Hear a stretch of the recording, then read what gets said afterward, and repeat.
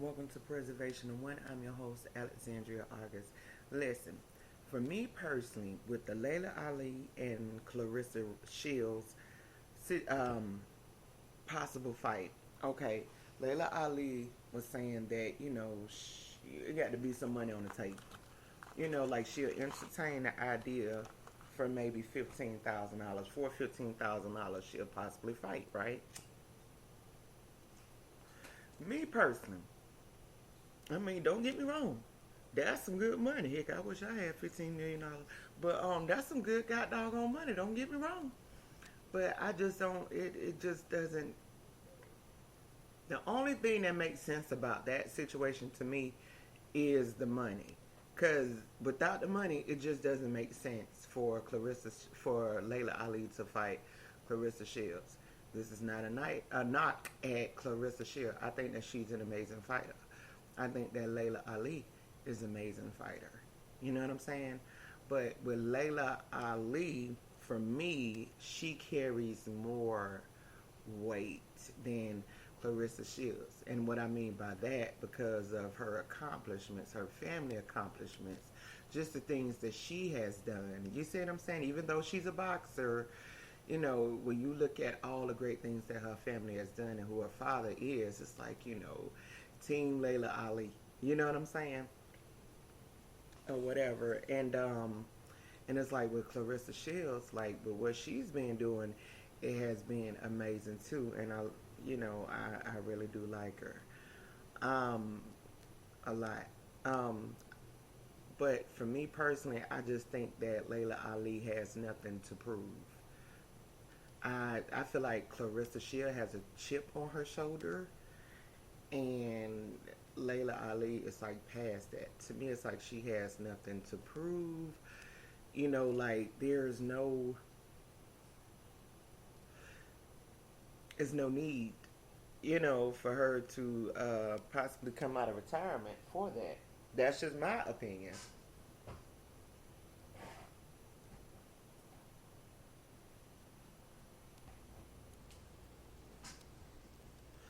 That's just my opinion.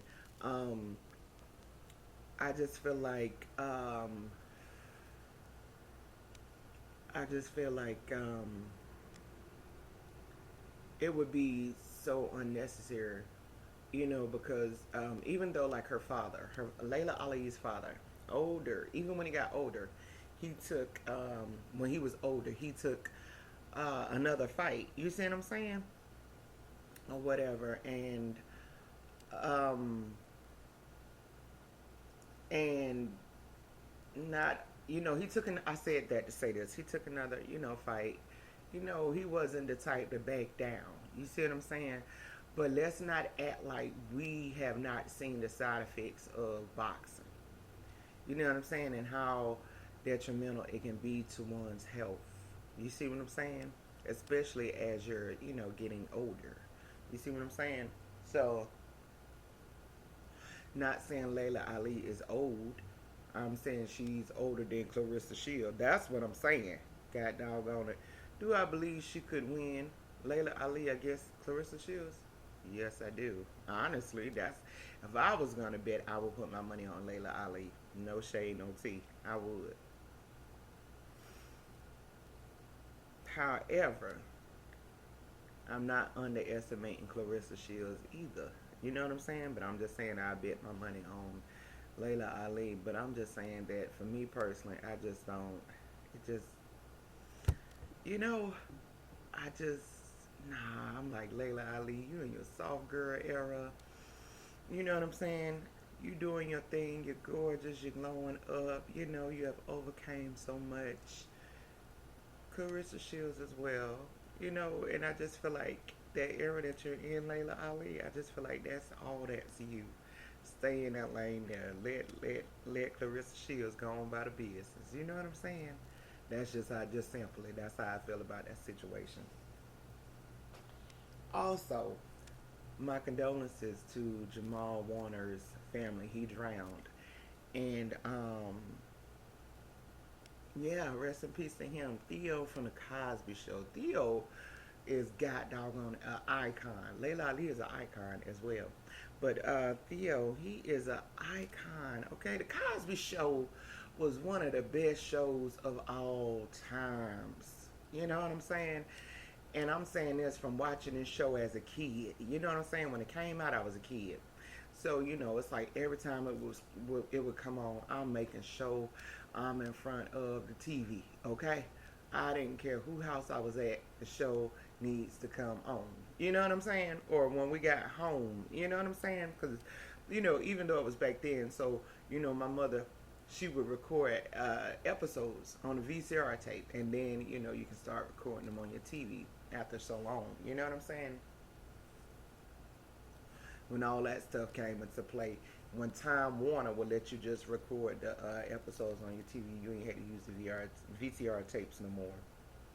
Anyway, if you from the '80s, you know what I'm talking about, or whatever. But so yeah, and so the Cosby Show, that show, and even when they did, it was another show that they had. Oh, and they had like little spinoff. But I feel like that spinoff show is like a different world.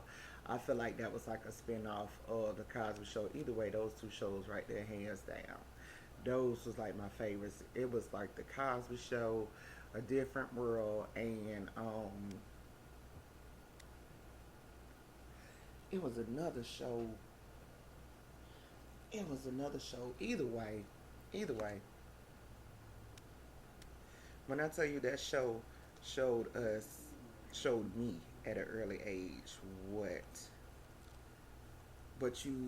I felt like I wanted in a family.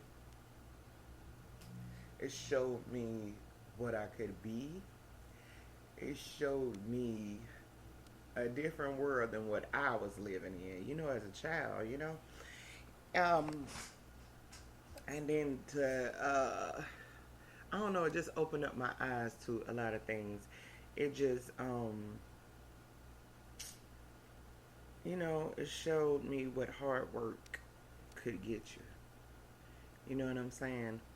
With hard work and a community, your friends, your family, you know what I'm saying? Could get you.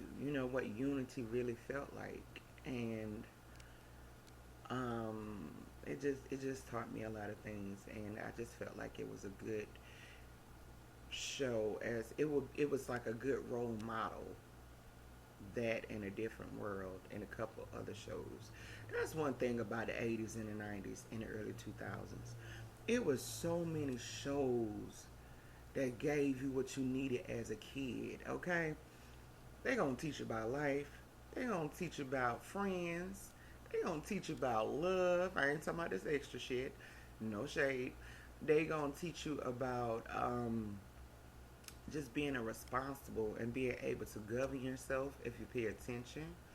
They're gonna teach you about accountability. They're gonna teach you about things. I mean, when I tell you, a lot of those shows had everything covered.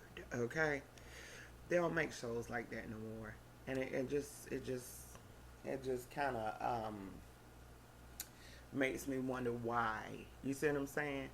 You had the Cosby Show in the evening. When you got out of school, you had a good show that you can relate to, because you in school, and the majority of those characters was going through what you was going through in school, or they are relatable subjects that you could relate to, because you'd have seen it happen, or either you went through it, or either you were going to go through it, you just didn't know that you was going to go through it at that time. So it's like those shows, all those shows, um, they just hit home. And the crazy thing about it is, a lot of the shows that I was watching, they were a two family household. My household was a one parent, was a two parent. Their shows was a two parent household. My household was a one parent household. You see what I'm saying? But in my one parent household, I felt all of that. Okay, as if I was in a two parent household.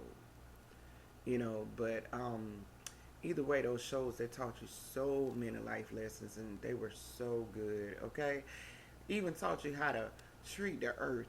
What was the name of that show? Captain Planet, was it? what was the name of that show? Um, they taught you about recycling, water. They taught you, y'all remember that old ass cartoon? What was it, Captain Planet? I think that's what it was called.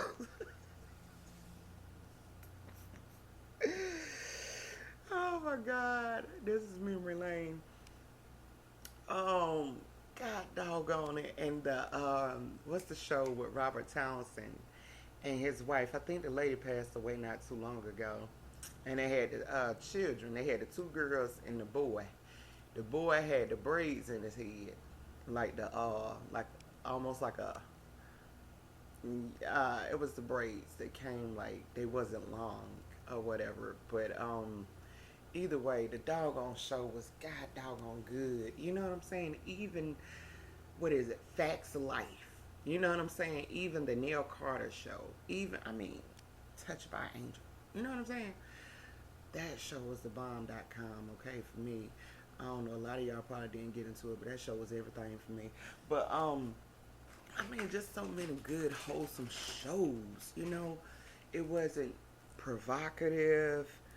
It wasn't a lot of cursing. But honey, when I got a hold of Harlem Night, that was a game changer. That movie right there. That movie taught me some stuff I didn't even know I needed to know. I learned all kind of words from that movie.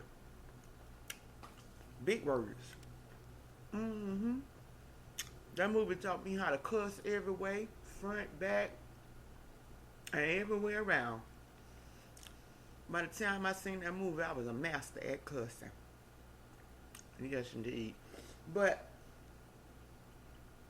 anyways, just shows that was just freaking life changing, and shows that really made you think, and really shows that really made you want that family life, made you really want the unity, the unity of having a family and being able to work through things together. You know what I'm saying? How to deal with teenaging, okay? Learning how to deal with, being an adolescent. You know what I'm saying? Without wanting to be a grown up when you're a teenager, just actually seeing them enjoy their teenage years and doing their teenage years. Like how most teenagers do them. Or whatever. I mean, those shows was just the bomb.com. I can sit up here and try to name so many of them doggone shows and movies. Y'all remember that old ass movie? What was it? What the dude? John Candy? What was it? Is that his name? When the family went on a vacation? When the family went on a and Chevy Chase, man, look, them god doggone movies was funny, okay, and adventurous and crazy, and like Indiana Jones, the first one, that was the longest movie I think I ever saw as a child, or saw as scenes, but it was so good. It offered so many. It was so eventful. And plus, I like archaeology a lot. I want to go to school for it so bad. But, still do. So, of course, I liked that because I always liked that archaeology since I was a child. So, I always thought that was pretty doggone cool. I remember I used to dig for stuff in the dirt, trying to find things. And like my mom, when we used to go to the beach, she used to collect seashells or whatever. And when you get a live seashell, you hold it to your ear, you can hear the ocean. I don't know, just great memories. And these might be weird to you, but these are things that I truly enjoyed as a child, and learning about all kind of stuff. Well, anyway, yeah, but like, Theo, like his character was freaking iconic. Now, see, people, who was that? Anthony I don't know his last name. He plays as Falcon in Marvel. He had on a Theo shirt. I saw that on social media where he had that shirt on or whatever. He was doing something. I think he was doing a talk show or something like that. I don't know what it was. Anyway, if you know about the Cosby Show, you know if you can ever catch those reruns, and you got children, let your children watch them because that show was truly amazing. Okay, I used to love when they did the singing and the dancing. I used to love those episodes. I used to love them. Remember when Rudy and her friend, I can't think of the little chunky little boy name, and they had that doggone juicer. Who was it? Cliff bought a juicer, and Rudy and her friend they wanted to make what PBJs, and they didn't have any more jelly in the refrigerator. So, honey, they went to put the grapes in that doggone juicer, and that juice went every way. Okay, both of them got it everywhere. All I know is that boy got off that bar stool, and that boy hit the door. He ran straight out the door. Y'all, I remember laughing so god doggone hard. It ain't made no god doggone sense. That whole show was just funny. That whole show was just funny. And then Bud, that's all you would hear was Rudy talking about Bud, okay? And a lot of those episodes, them shows was just good. And the parents, who was it? Bill Cosby's parents in the Cosby Show. His parents was freaking awesome. And the life lessons that was given in the Cosby Show, man, please.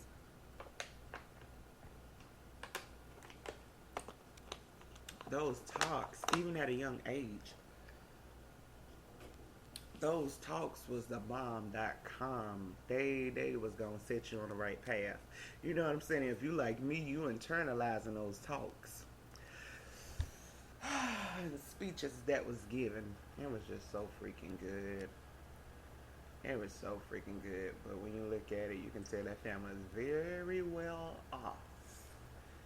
A brownstone in New York? Oh my God. Check it out now. Check out the prices now. Honey, honey, honey. But either way, I appreciate actors. I appreciate actresses. I appreciate good, wholesome entertainment. I truly love it. I truly love it. But either way, so I'm still working on that second book. And y'all, when I tell y'all I have been caught up in the second book, I have not been recording as much, and I need to go ahead and record up. I do know this. But y'all, when I tell y'all I'm so invested in this book, honey, I am invested. Matter of fact, don't forget to get a copy of my first book, A Conversation with Alexandria Argus. I am your host, Alexandria Argus. Thank you.